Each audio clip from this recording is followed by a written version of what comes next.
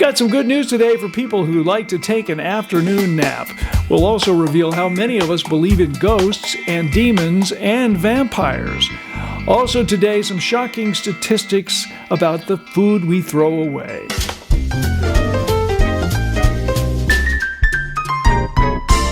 Hey folks, welcome to Older and Wiser, here with Susan Sikora. I'm Bob Bates in Los Angeles, and we welcome you today. You know what, Susan? Did you know that people are using random podcasts to fall asleep at night? They'll just, if they're having trouble falling asleep, they'll just play a podcast, anybody's podcast. Bad news? Is that bad news for us? I was going to say, if our podcast is being used to help people fall asleep, should we feel happy or should we feel what? It still counts in the ratings or the numbers or whatever. So. Yeah, it still counts as a listen. They still listen to us. I'm asleep. I don't care. All right, well, let's take a look at some surveys that I came across this week. The first one comes to us from one poll, and according to a survey of 2,000 Americans, speaking of sleeping, people who nap regularly are more productive than non-nappers. Napping. Do you take naps in the afternoon? I wish I used to. And I don't know whether if something changes in your routine, then maybe that's what's happened here. I don't know. But years ago, I used to fall asleep around 1 o'clock, and I had a place I used to do it in a room that was kind of a second room. And yeah, it was always quiet there. And it was around 1 o'clock. I think 1 o'clock after lunch is always a good time, According to this survey, 1:30 is the ideal time for taking a nap. That sounds right. And the ideal temperature in the room is 65 degrees. Did you know that? No, but that doesn't surprise me either, because I think it's better. I think you sleep better when it's cooler anywhere, anytime. Did you ever feel guilty for taking a nap, like you're just not being productive? No. No. Yeah.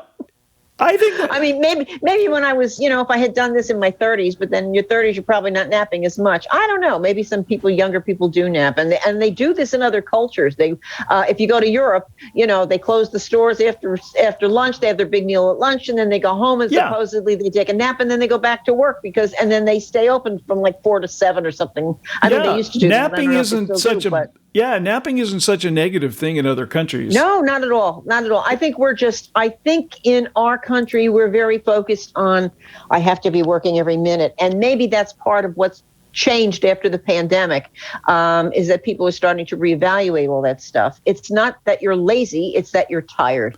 And it's not that you're goofing off, it's that you're resting and re-energizing so that you can resume whatever you did, probably in better mental and physical shape.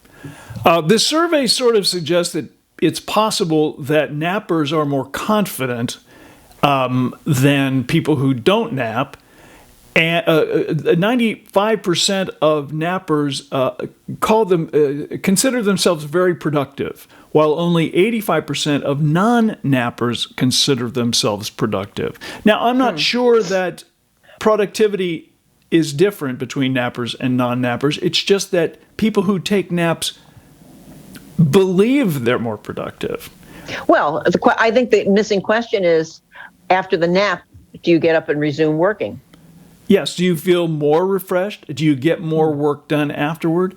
Or do you get up from a nap and then go downtown and meet your friends for a glass of wine and call it a day at 2 o'clock or 3? Or do you meet your friends for a glass of wine first and then have to take a nap? Well, that may be a different kind of nap. Right. I think there's something to be said for people who take a nap confidently and unapologetically. I think they may be the most confident people, because if you're afraid to take a nap because you'll be perceived as lazy or sluggish or incapable, then that suggests that you're not very confident in your abilities. That sounds like, if I don't look like I'm killing myself every minute for the job, they won't think I'm doing a good job. Exactly. There you go. It's a bad look, right? Taking a nap on the job, it's just a bad look. Mm-hmm. And if you're confident, you don't care. Yeah, I think it makes sense. I think there's a reason other cultures do it. I think we need to get over the fact that we shouldn't do it, because I think probably if you need it, you should. And maybe everybody doesn't need it at the same time. Maybe it's a break. Maybe somebody goes out and takes a walk. But I would bet you that if a business does that and tries it, I bet they would find the productivity is better. Look at what happened to the pandemic when people were working from home, and they said that the productivity was actually up. There you go. And I think that's because people would resume a project. They could resume a project at, in the evening when maybe they had more energy or weren't distracted by children or family members. Or maybe they did take a nap and didn't, you didn't know it, but they stopped, they took a nap, they came back, and they redid their stuff. So I think I think a factor in there. I agree. Taking a nap, it's just gotten a bad rap.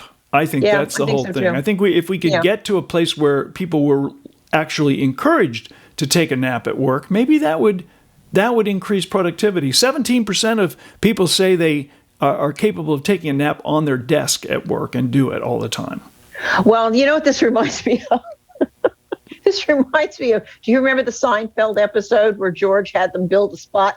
The guy built him a place to nap under his desk. Yes. And then he gets after the desk, he goes, well, lunch. That's exactly right. And I think people can still relate. This is why that show holds up, because there's things in there that, even though they said it's about nothing, there's a lot of stuff that we're still dealing with. Exactly. And right now, look at this nap thing. I mean, everybody, imagine it's 2021 and people are still guilty about taking a nap. Well, a lot of people, half of all these respondents said they would actually take a pay cut if they were allowed to take naps at work.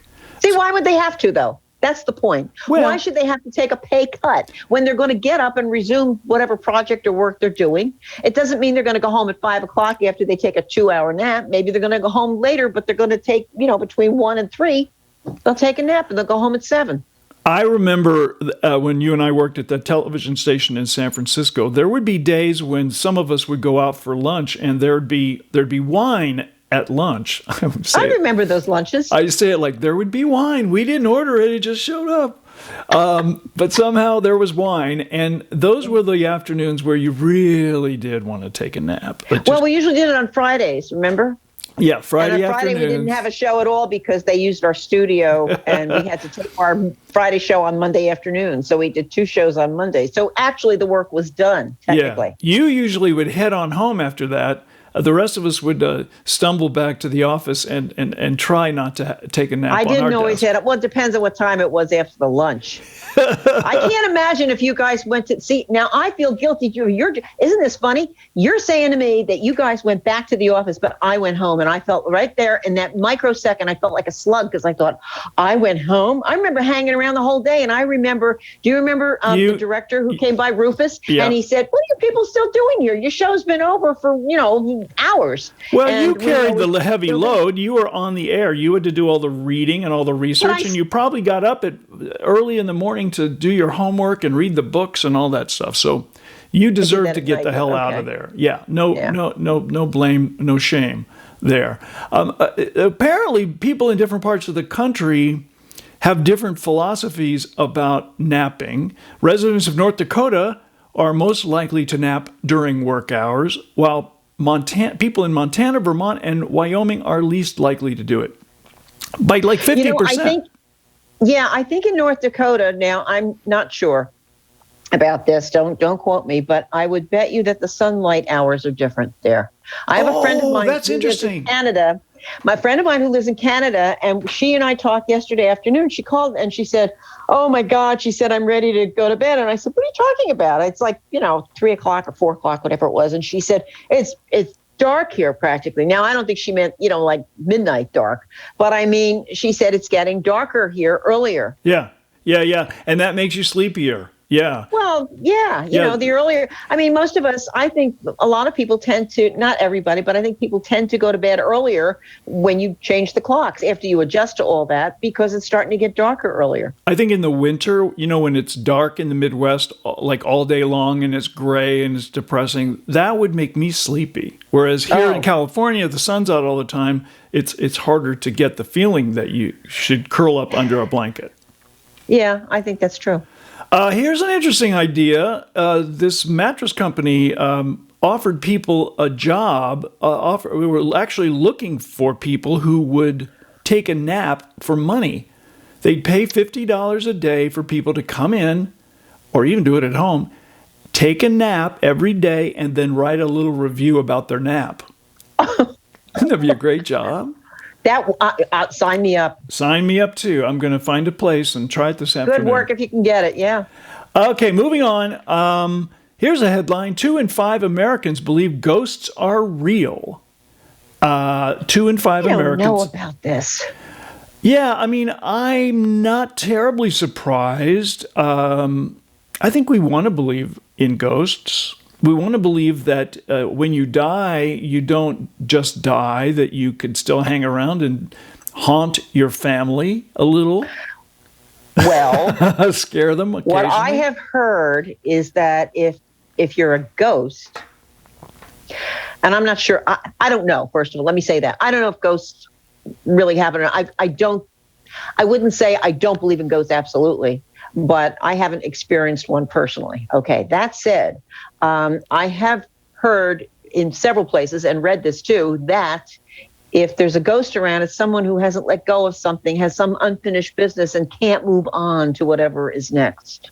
Oh, that's what they say. Yeah, that's the lore around ghosts. Right. So it's like you know, whether you something happened and you can't let go of something. You don't want to let go. You don't want to move on. You're too attached to something here. All right, this is interesting. 43% of adults say they believe in demons. Demons. And it's even higher among Republicans. 51% of Republicans believe demons are real. I'm not even going to touch that because I could say a few things about that. I know. I was going to say something. I think the demon thing can be, I find that plausible. Not that demons exist necessarily. I don't know. I think maybe. I read The Exorcist and I saw the movie. Well, now wait, this isn't a religious thing, right? Religious people don't believe in demons necessarily, do they? No. They actually some do. Well, look you have exorcism. That's true, and that's a Catholic thing. So it's a Catholic thing, but it's supposedly it's a real thing.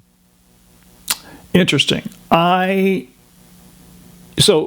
Demons may be walking amongst us. Well, again, we could go. Oh, I don't know about that. I think it's rare. That's what I think. And I think they come after, I don't know who they come after. You know what? I try to stay out of that vibe. I don't want to say I don't believe in them because then they'll come get me. And for a long time, I really thought, after The Exorcist, I thought, that's it. Lucifer's at my door. Yeah, you never say you don't believe because someday you may be proven wrong. Yeah. Yeah. No, and the ghost thing, is, as I say, I think it's possible. I've never encountered one. So. And Santa Claus? Never mind. Of course there's Santa Claus. Of course there's Santa Claus, yeah. That's one of the ones that you never want to say out loud you don't believe in Santa Claus because... Yes, Robert, there really is a Santa Claus. That will be the Christmas you get nothing in your stocking. That's right. I caught on to that. I think I may have told the story, but the last Christmas that I got a doll, I can't remember how old I was. Maybe I was 10, maybe 8, 9, somewhere in there. And let's say 9, break the difference. And I used to go home from school and my mother wasn't home. I had chores to do. She had a part-time job. She was home by 5. So I had a little bit of time. And I pulled open her bottom dresser drawer and I found my Shirley Temple doll. And every day for about 2 weeks before Christmas, I'd go in there and I'd look at Shirley Temple and then I'd close the door. And then, of course, I did the big drama Christmas morning. Oh, right. So I realized that I couldn't probably pull that off again for a year from then. It was over. They knew, I knew, and and I think I told her. I said, "Well, Mom, I really did." Did you regret doing that?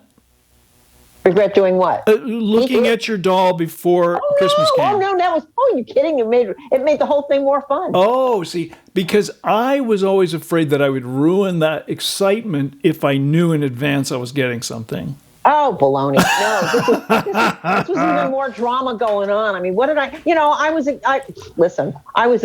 a well-behaved child, and I went to Catholic school and had nuns. So what excitement could I possibly create that I wouldn't get in trouble? I hear you. All right, let's move on to our next topic today.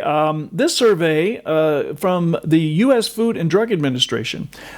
They tell us that between 30 and 40% of the food that is produced in the United States is actually wasted. Now, I'm not sure whether that means it's wasted before it gets to the store or whether it's wasted after we eat it on our plates and don't finish our plates. But altogether, 30 to 40% of the food that's available to us is tossed. Pretty horrible to hear that, isn't it? I think that's true, and I don't think it's necessarily on its way to the store. They probably refrigerate, and they have that down. It's a question of people overbuying, I bet, when they get home. My husband did not eat a lot of fresh fruits and vegetables. He was not a big fresh, he'd rather have a bag of pretzels. But, he ate a meal. But if I went and bought, a dozen apples and a couple pears and this, I mean, if I'm not going to eat it, by the end of the week, I'm going to throw it out. You got to throw it out. No, we have that same problem. I tend to overbuy in the store too. And we end up with salads that go brown and all that sort of stuff. Right. And have to toss it. I keep my vegetables on the top because that's what I want. I've rearranged my refrigerator so that I will eat the healthy stuff first. So you got to rearrange that, Same thing with eggs. If you keep them in a carton closed, you're going to maybe forget they're there. I keep them in a basket. I saw that. See how many you have. They said it makes your refrigerator look cute. That's smart. What about a plate of food? Do you clean your plate? Are you a plate cleaner? I never was when I was growing up. I did for a while, and now I've gotten to the point where I clean it because there's less on it. We want to enjoy our food. We want to try different things. Thai tonight and Chinese tomorrow and Italian on Wednesday. Whereas I think in the old days, more people just ate at home and cooked their own food, and they were more careful. Now, if you order something, especially we find that Chinese food or a Thai, we over order. We got to get the egg rolls, and we definitely need the pad Thai, and then we also get the curry shrimp or whatever it is. When you get it home and you pile it on your plate, you can't get through it all. And then the next day you're going out to dinner with other people, and the food goes bad. You got to toss it. You're choosing what you're eating with your eyes. Yes.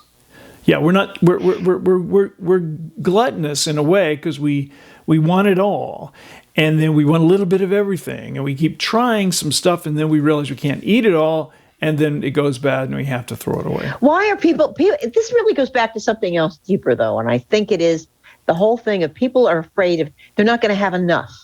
I don't know what that comes from. I could see where our parents did that. They lived through the Depression, and I know that the cost of living can be tough now for a lot of people because wages haven't kept pace, but we're not going to run out of food. And it's always worse if you're dining with others or you're inviting people to your home for food. You want to put out a big spread and make sure they think you have plenty, and then that you don't want them to feel like they can't enjoy themselves. And then that's when you always end up with all that extra. And don't you wonder when you put out a big spread like that and you think, well, I better put out a lot of this and I better put a lot of that because I don't want them to think I don't want them to eat. Exactly. And meanwhile, they're sitting there going, oh my God, she made all this food. I don't know if I can eat all this thing. And everybody's gorging themselves. Yeah. You're making too much. They're eating too much. And nobody's happy when you could make a lot less and everybody would, and so you finish the salad. So you get to the bottom of the bowl. Does it mean there wasn't enough for everybody? Probably not. Maybe you hit it right.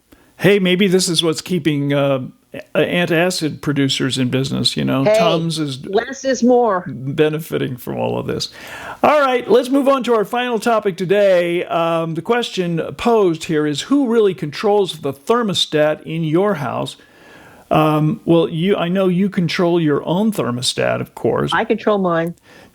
When Skip was around, did you find that you were both pretty much set at the same temperature, or did you guys fight over the thermostat?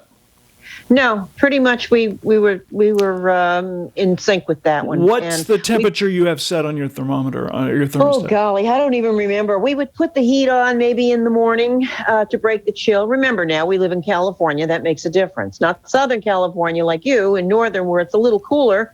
And I will put the heat on for an hour or so in the morning. But if it's a smaller space, that kind of thing, then you don't need it on as long. But I used to turn it off at night. According to this recent survey asking people about the temperature that they like, nobody really said they wanted it over 74 degrees.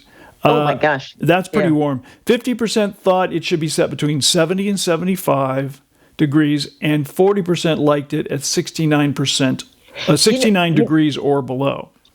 I noticed this a lot when I used to visit my mother when she was alive and when she lived in New Jersey.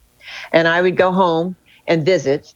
And I would be there, and sometimes it would be cold because she was hot. Yeah. And then when she got older, then she'd be cold, and she'd have it way up, and I'd go, oh, my God. Right?